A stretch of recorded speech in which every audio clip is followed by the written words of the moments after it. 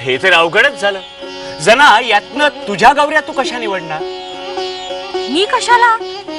तुम्ही सुद्धा काढू शकाल बाजूला माझ्या गौऱ्या. ते कसं काय? घ्या, हातात घ्या.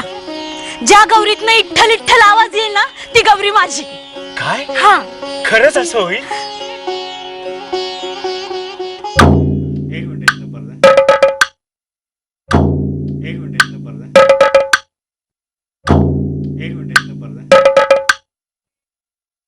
विठ्ठल विठ्ठल विठ्ठल.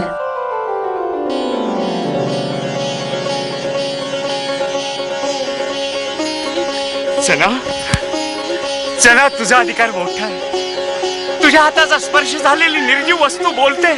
तिच्यात ईश्वरी अंश सामावतो. जना, जना, तुझ्या हाताचा स्पर्श आमच्या मस्तकी लाव आणि आम्हाला पावन कर.